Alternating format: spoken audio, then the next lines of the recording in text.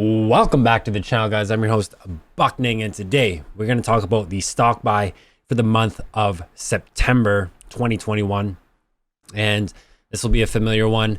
And I just started this position probably 3 months ago, probably last quarter. We will get right into it and we'll talk about why I truly believe this company is a stock buy for me for this month. And we'll talk about that stuff because I'm sure people want to know how I make these decisions and so on and so forth. So if you're new to the channel, welcome. This is where we put $100 a week into a tax-free savings account to build a dividend portfolio right in front of your eyes. And if you're not new, welcome back. So I'm not going to go through the portfolio today. We're just going to go through the stock buy for the month of September 2021. And that stock that we're picking for the month of September is Cisco Systems Inc. So ticker symbol for that is CSCO. This is a American company, and it's a tech company, but it also pays a dividend, which is nice, which is one of the reasons we want to purchase this stock, to give you exposure in a different sector as well. But we did purchase this stock back in May. So we'll head over to here, and here is the chart for the year to date, but we'll go to the past year. You can't really tell much from this graph, but I just want to show it to you guys because over the past year, Cisco Systems Inc. has done a 40% growth in the past year. We had purchased this stock at 52, and it was on my watch list right around probably at 43 in that area where it was under the 50 mark. And so we bought in at $52 USD, and this company is a big company. This company, as you can see, market cap is worth about $248 billion. It's not a fancy company at all whatsoever. The high was the all-time high was back during the dot-com boom when it was trading at 79.56, and it hasn't hit that since, which is totally fine. But other than that, year to date, it's been great since January. We've had a 34% growth since January. And the dividend yield sits around anywhere from that 2.5 to 3% prior to when we had previously bought it. This is the stock that we're picking. The reason I'm picking this stock is a lot of people actually don't look at this stock as they don't look at this company as a big growth company, and they're absolutely right in that area because it's already an established company. Okay. And so what do I see in this company that makes it very attractive to me?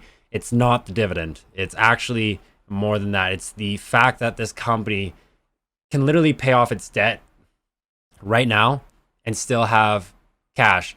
And how does a company pay off their debt? They pay it off with their free cash flow.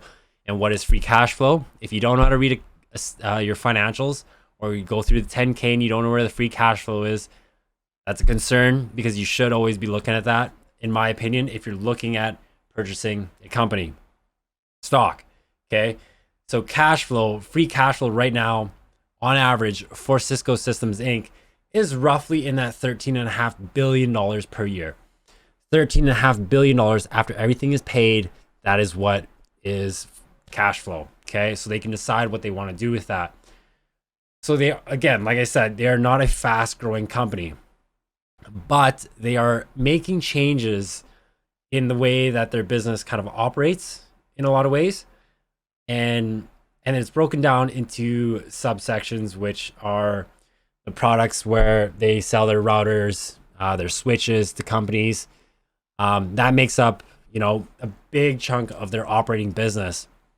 That's where they generate a lot of their revenue. And that's how it's always been. But now with the way things are going in the marketplace, where a lot of businesses are trying to shift into a cloud-based network, Cisco Systems Inc. has been putting out a lot of acquisitions with a lot of smaller companies to build their cloud-based business, that sector of their company. And so when I talked about subsectors in the company, there are four main ones. So infrastructure platforms, that is where they sell their products. So switches, routers, cables, so on and so forth, the actual infrastructure of what their business is to other businesses. Then they have application subsector, which they will, these are ways to customize and help businesses improve the way that they operate. And then, and their security wise and stuff like that. But then there's security sector as well, which is a very small sector in Cisco Systems Inc. But they are trying to build that. But their biggest one that is really coming in is their services sector. And they are trying to shift away from the product sector to the service sector, which means they are trying to create a reoccurring revenue, which includes subscription-based, cloud-based products for companies. And so they are buying all these companies up, and they've been doing this for the past few years to strengthen that sector, to create a revenue out of it, because that is where the marketplace is going. Now, a lot of these companies that are doing cloud-based businesses like Snowflake, I think it's called Snowflake, ticker symbol SNOW. There's a bunch of other ones that are doing cloud-based, and that's just where the market is going for businesses, for their servers and so on and so forth. And so Cisco Systems Inc. might be the slower one to grow that sector, but they are a massive company and they have the free cash flow to do it. They're not taking out debt to do this, from my understanding. That is the biggest thing for me, is to see a company this big do a shift into fitting into the marketplace and maybe giving up some market share to grow that sector, to continue to grow in that sector and take that share back, if that makes sense, the market share back, by building their cloud-based business. So a lot of it revolves around that. And so I can see a lot of growth happen that can potentially happen with this company if they're making that shift. And so that's probably the biggest reason I'm looking at this company. Well, why I own this company, why I started a position in this company, because I saw that happening. And when you see that happen, when you see their financials and they're really putting an effort into trying to grow that sector to fit the marketplace and add value to the marketplace, that is a good sign for me. Okay. Now, I don't have to go through these company financials of this company because they are strong. I mean, $13.5 billion per year. And they don't grow that fast. I'm not going to say they do grow that fast. They are not this company that that people think that is high growth, that is very attractive, that people talk about like your stocks that get a lot of spotlight. Okay, Cisco Systems Inc. is pretty conservative in that field. Maybe people don't like them. I'm not sure, but they do provide a dividend. Now, not a lot of tech companies provide dividends. And that's probably the last reason why I'd even look at this company, is the dividend, because the dividend is not that impressive when it comes to 2.5%. Okay. And so if you are a dividend chaser, it's probably not attractive to you. I don't recommend dividend chasing because it just could end badly. I mean, a perfect example is AT&T. Okay. And so what is the second, this is probably close to one of the first reasons why I'd look at this company, is the free cash flow. But what are they doing with that free cash flow? They are doing a lot. They are paying their debt off slowly, but they could literally wipe out, their debt and still be okay and still have massive amounts of cash. Okay. So the biggest thing that I think a lot of investors overlook, and maybe some don't, but a lot of people don't talk about it, is the share buyback. And what does that mean? So if you can imagine a pie, and it's cut up into slices, and those slices represent every single share that's out to the public or ownership. It's a very thin slice of the company. And so what the company is doing is buying back these shares with its free cash flow, which is a great thing. I mean, last year, they bought back $21 billion worth, or not last year. Last year, they bought $3.39 billion worth of shares back. In 2019, they bought $21 billion worth of shares back, and so on and so forth. And they are buying it back very, very aggressively. And what does that do for the shareholder? So if you can imagine, when a company does a buyback of its shares and you still hold the shares of that company, your piece of the pie literally got bigger. Okay, so this Illuminati stuff, but if you can imagine, your slice of the pie got bigger because there's less shares out to the public and the company is owning more shares to reclaim its ownership of the company. Okay, if that makes sense. And so why is this a good thing? Why is this sometimes a bad thing? Because sometimes people don't talk about the bad side of it. So the good thing is that when companies do share buybacks, especially Cisco, they are essentially taking ownership back of the company, which in turn increases the value of your share. So usually what happens is when companies buy back shares of the company, the stock price will typically go up, and it doesn't happen right away. You could see a definite lag in that happening in the stock price. But what is it? It's another way to give a cash equivalent back to the shareholder. And it's actually more tax efficient for the company to do that than pay out more dividends in that sense. All it does is increases your equity value of that share. Okay. And it makes it just look more financially attractive because they don't have to rely on investors' money. They actually have quite a bit to just buy as much shares as they want back, as long as it makes sense. Now, the downside of buybacks, not for Cisco Systems Inc., but maybe for other companies, when they do buybacks, they typically finance these things, which accumulates debt to buy back the shares. And the risk of that is it really brings down your cash flow, your free cash flow for the business.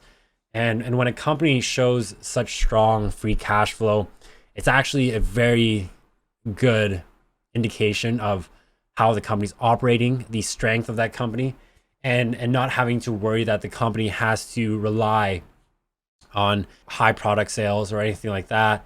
They show a continuance in reoccurring revenue, and ways to their capital expenditure is low usually.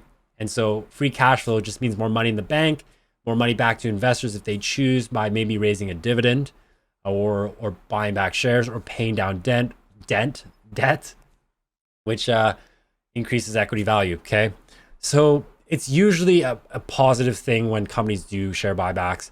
And really the biggest thing for Cisco is the two biggest things that I'm very attracted to when it comes to the stock, and especially the company, is that they are showing consistent free cash flow at $13.5 billion on average for the past 5 years. They're doing share buybacks aggressively. And unfortunately, I can't look at the 10K because their 10K is not actually released for the fourth quarter, because for Cisco Systems Inc., their fiscal year end actually ends in July, and it's August now. And I went on the site, and 10K is still not yet released for the fourth quarter. But there are numbers, but I just want to make sure I look at the 10K to make sure numbers are accurate. Those are my reasons on why I am buying Cisco Systems Inc. There's not a lot of reasons, but the growth of them shifting their product side, so their infrastructure side, more to the service side, which falls in line with what the marketplace is looking for currently in the tech sector, is a very attractive thing. They have the free cash flow to do it. They are doing share buybacks, and they're increasing equity for the shareholders. And like I said, it might lag behind, but you can see from the chart earlier that doing these share buybacks is not heavily, but increasing the value of the stock or the price of the stock, which really has no relevance other than just the stock price. If you don't know the fundamentals of the company and you're not looking at the financials, I don't know if it really matters, because we don't know if this company is undervalued or overvalued. To be honest, I believe it's a bit overvalued, but I'm willing to pay for that to have a little bit of growth and what they're doing. I truly believe in what they are doing, and it's kind of a no-brainer for me. But I'll leave that decision for you, because this is only my opinion.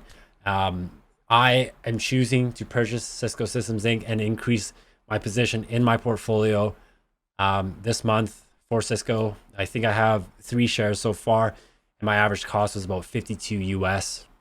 And so another American stock in a Canadian portfolio, but not really, just buying another US stock on a Canadian platform and paying the fee of 1.5%, which is not a big deal for me.